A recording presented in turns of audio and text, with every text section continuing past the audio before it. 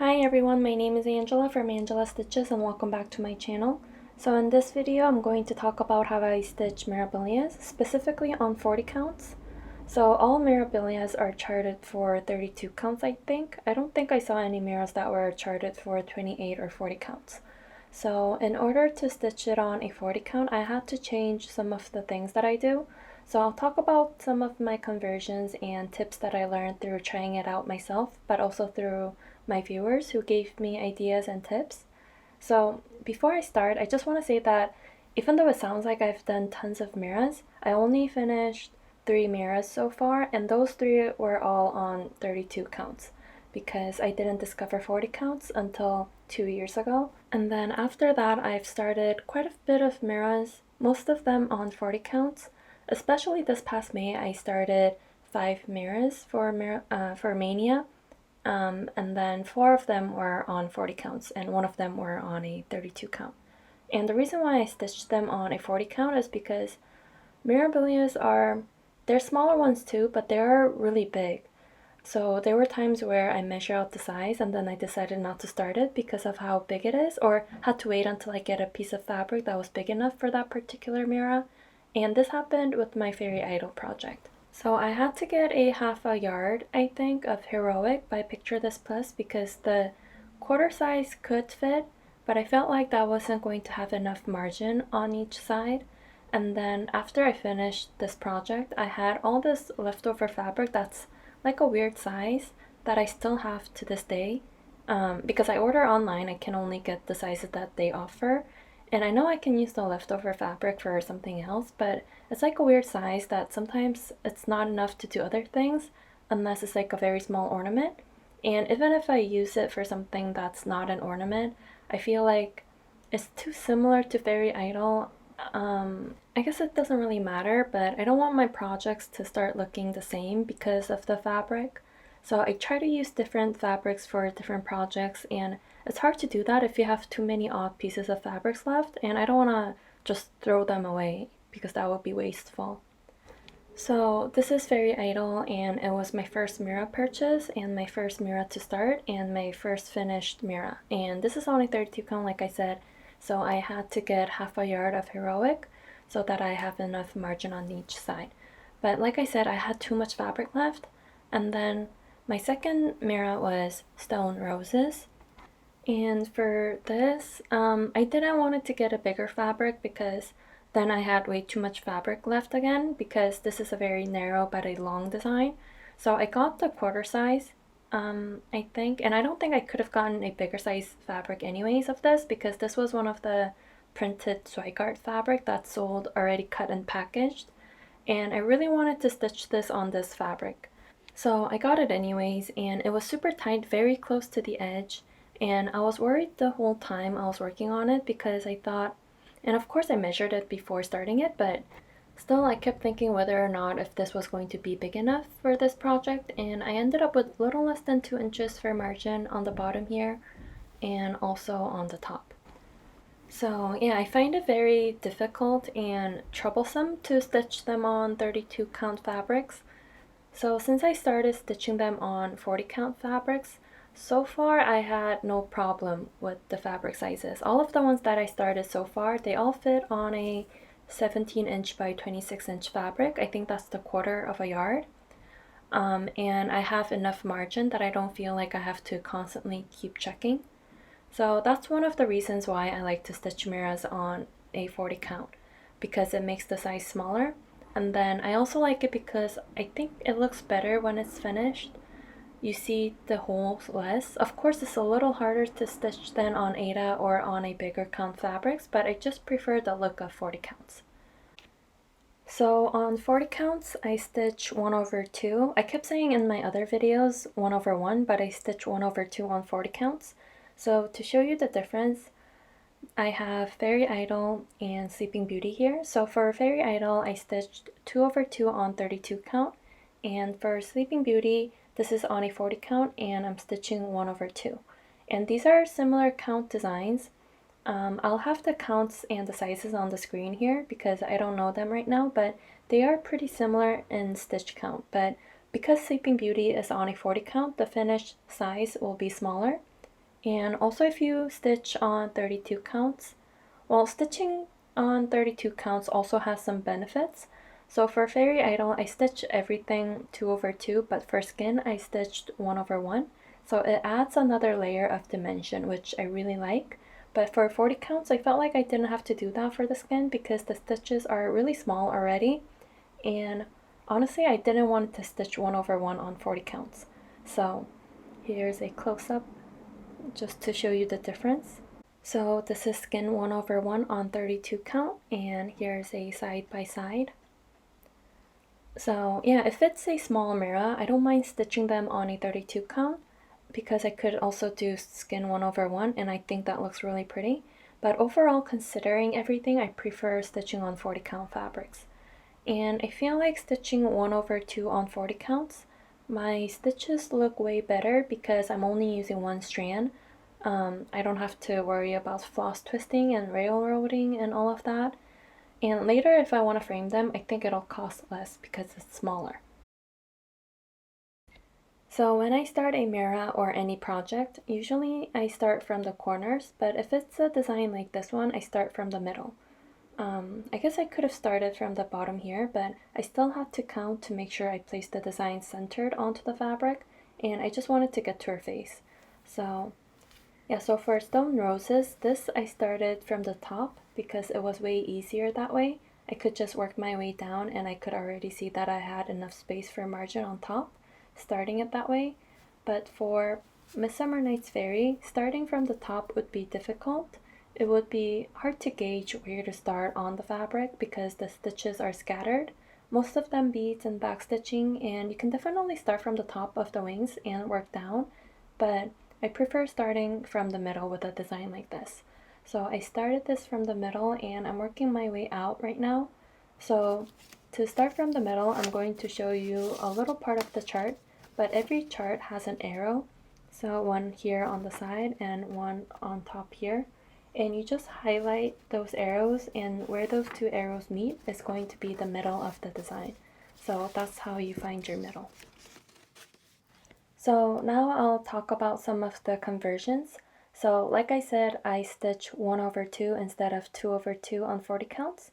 And for beads, I'll add some close-up here of the size differences, but one of my viewers told me that the petite mill hills are size 15s. So usually Mira's calls for different sizes and shapes of beads, but so far I only had to convert the size 11s to size 15s, and 15s I just keep them the way it is. And I know there are treasures and like the longer beads that looks like tiny little tubes. I know the tubes comes in different lengths, so I would just get the shorter ones.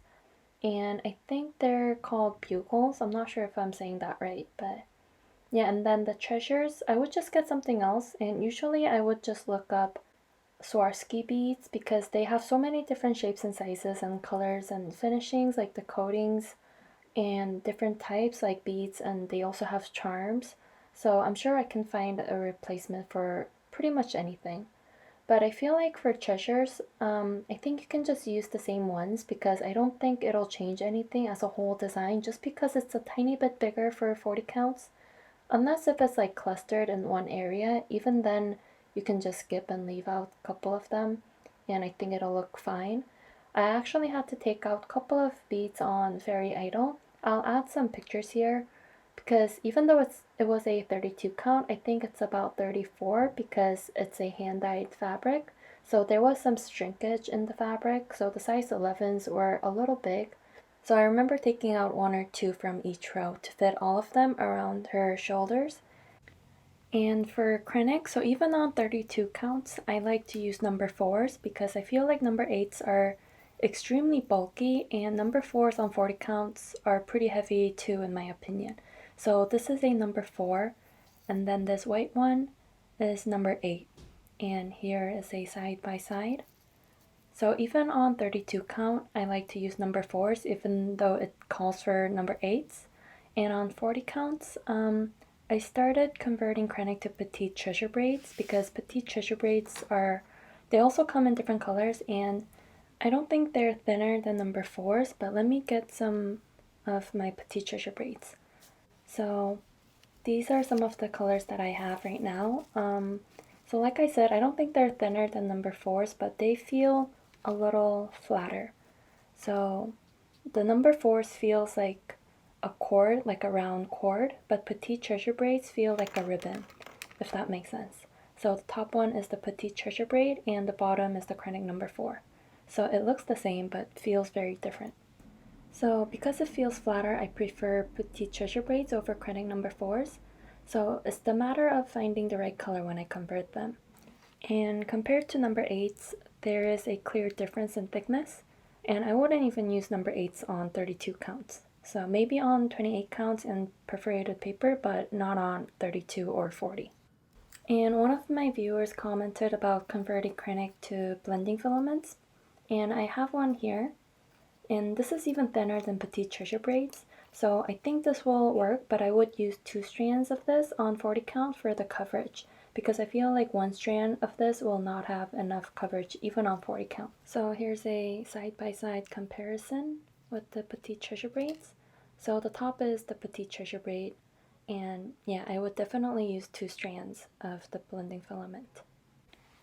And some Mirabilia designs calls for blends, and I learned this from a viewer and I thought and still think it's really smart, because when I started stitching Sleeping Beauty, I was just going to use a similar color for the blend because I thought I couldn't do blends on 40 counts because I'm stitching with 1 strand 1/2. But a viewer taught me to do a half stitch with one of the blends and then use the second color to finish off the cross stitch. So I don't think I need to show you, but I'll just do a very quick demonstration of it.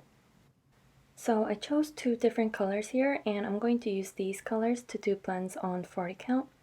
So I'm going to thread my needle with one of the colors. I think I'll do the purple first.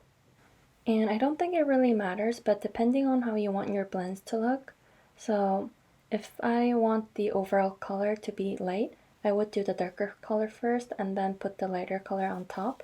But if you want it to look darker, I would do the opposite. So I'm going to start just making some half stitches with this purple color.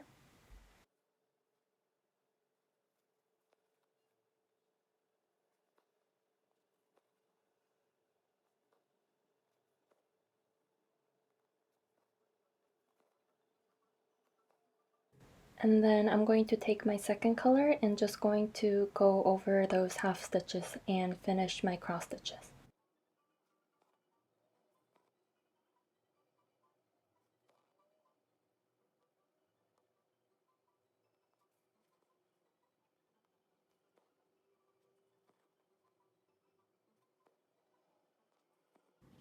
So yeah, that's how you do blends with 1 strand, and it's one of my favorite things that I learned how to do when it comes to cross stitching. I think it's really smart and kind of elegant. So yeah, on Midsummer Night's Fairy, I have a blend here, so let me show you what that looks like. So here on the skin, like the shadowy part, those are the blends, and I did half stitching or half stitch with 1 color and then the other second color on top to finish the excess. And to finish off my threads, I'll just show you what my back looks like. So I just tuck it under other stitches and start my thread in the same way. You can also do the pin stitch to start and finish, but I don't do the pin stitch all that much. So yeah, but if you want to learn how to do pin stitches, there are so many other videos on YouTube and tutorials, so you can just look those up. But I just like to anchor it under other stitches around it. And I do carry my threads. I don't really care about that, but I wouldn't carry my threads here to here. I would make sure to carry my threads where my other stitches will cover it, like this way. So you can see I carried threads over here, and those are covered by the other stitches, so there aren't any longer pieces on top of the other stitches. And I also sometimes, well, I actually used to do this a lot, but sometimes I like to park my threads to stitch. So parking is where you leave out the threads on top of your piece so that you can work on other colors and come back to it later. You see a lot of people park when they work on heaven and earth designs or anything where there's a lot of confetti. But I like to park on mirrors because I like to cut time of looking at the symbol and looking for the DMC and like turning my project over to Anchor, and I just wanted to start stitching. So I spend maybe like 5 to 10 minutes parking and then start stitching. So to me it was to save time to stitch more. So maybe I'll record that later when I work on the dress here and add the video somewhere here. So I'm going to show you how I park, and I like to spend maybe 10 minutes parking, and then I can just stitch without stopping to check the symbols and getting my needle ready. So yeah, I'm just going to anchor my threads under other stitches close to it.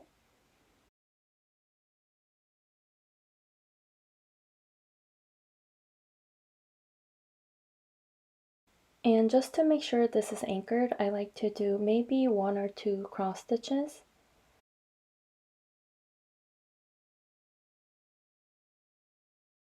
And then I bring out my thread on the bottom left corner because that's where I usually start my X's. So that's parked now, and I'm just going to repeat the same steps for several different colors. And on the chart, I just marked the cross stitch and put a little dot in the left bottom corner for the parked thread, just so that I know where I parked. So I just parked in 4 different places, and from here I can just start stitching without having to look for the DMCs and checking the symbols because I've marked my chart where the parked threads are. So I feel like this helps me to make more progress on my stitching.